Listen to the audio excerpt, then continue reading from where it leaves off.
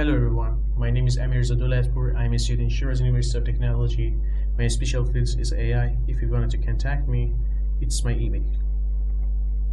I want to give a lecture about hyperthreading techniques.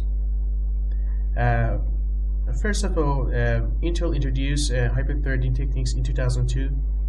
The goal was to utilize processor and high memory latency. And by the growth of internet and the telecommunications, we need a processor which is faster and has a higher utilization. In traditional approach, we have two ways. First is ILP. ILP is a number of instructions that can be executed parallelly. Or we can say that ILP can increase the number of instructions that can be executed on processor in each second. This technique has a processor which has a multiple parallel process unit that can be execute a lot of instructions simultaneously. Yeah.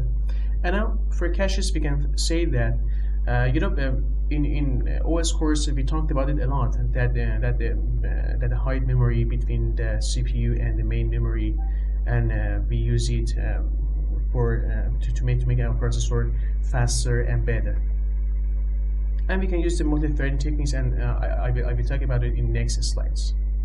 And here it is a first hyper-threading processor, which was introduced by Intel, and the name of it is Pentium 4. And the power law, in the past, the scientists and the computer scientists and the computer architecture designer, they work to make processor as fast as possible by increasing the amount of transistors.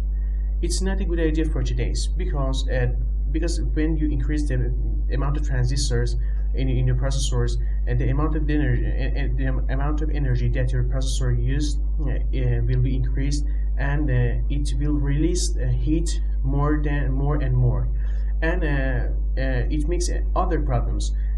We must use a special way or approach or new approach to make them cooler. So it's not a good idea to increase the transistor of processor. Now I want to talk about why hyperthreading is good.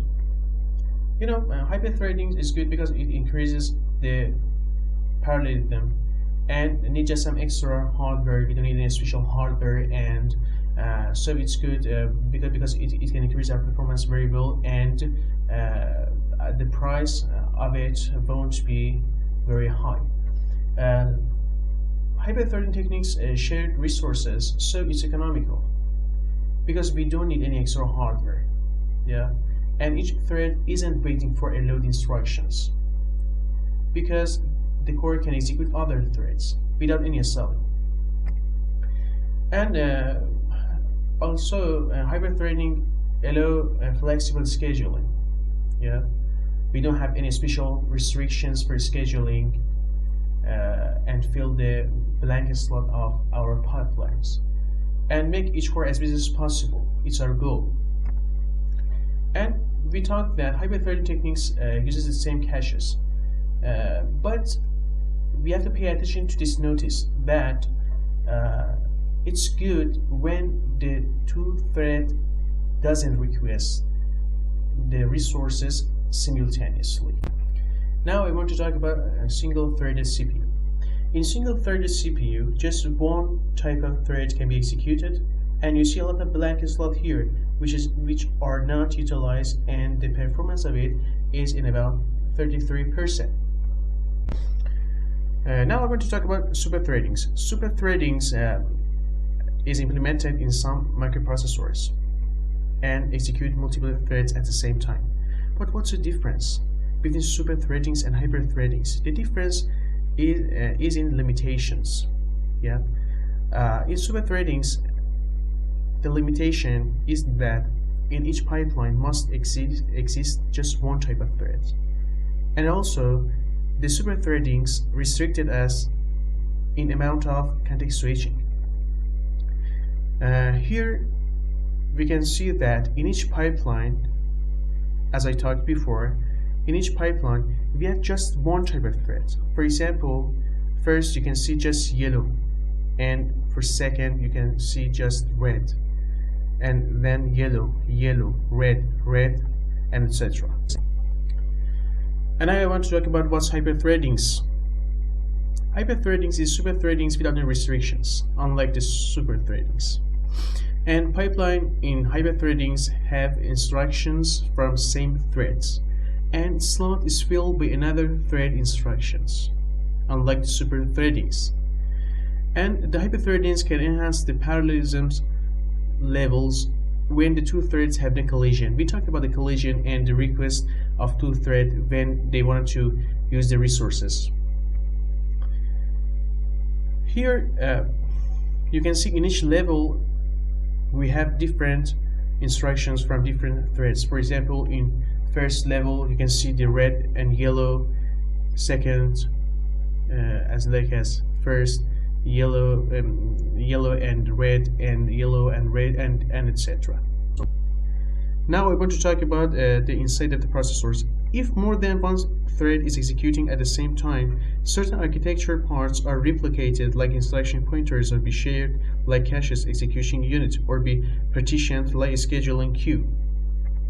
And the architecture of hyperthreading processors, as I talked, hyperthreading techniques use a processor just by one core. But in hyperthreadings, we have two separate logical CPU, not physical CPU. And each thread can execute it on any of processors. And the OS sees two logical CPU, not just one physical CPU, two logical CPU. And each of them has its own context of registers and architecture states, and each of them independently can be interrupted or halted. As I talked, the resources in hyperthreadings is being shared, like caches, execution engines, firmware, and system bus. And two logical processor has its own architecture state, as I talked, has its own code, thread concurrency, and entered or halted independently. Now I want to talk about the difference between hyperthreadings and dual processors. As I talked, in hyperthreading technology, we have just one core, and each logical processors use the same cache, and they have its own architecture states. But in dual processors, we have, for example, two cores, and each core have its own caches and resources and its own architectural states, and they are unequal. OS sees two separate logical processors, and OS can schedule this thread if they are free, or thread won't request resources simultaneously, as I talked about the collision. And the hyperthreading performance, as I talked before, the hyperthreading can increase the speed of executions by running multi-threadings on logical processors, can improve workload, can increase the utilization of resources. And here you can see the other image of dual processor and the hyperthreadings and the difference between them. Also, in hyperthreading architectures, each logical states includes general purpose registers, control registers, pipeline registers, have its own interrupt handler, and interrupts handled separately, as I talked.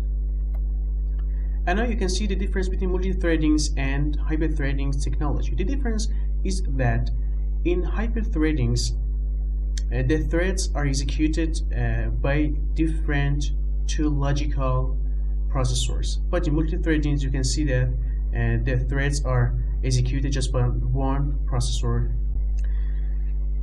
As I talked, the two threads don't must request resources simultaneously because of the collision I talked before. And you know, here the hyperthreading is not a helpful way. Here you can see the logical view of hyperthreadings. The logical view, we have two separate logical processors.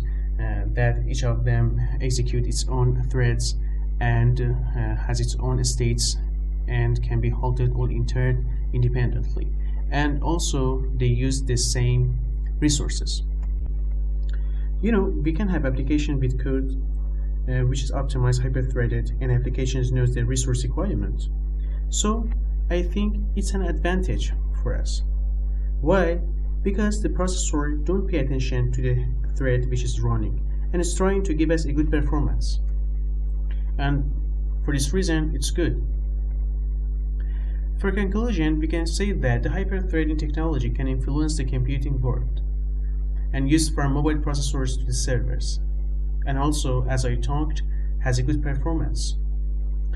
And multi-cores with HTT is better than the single core processor HTT.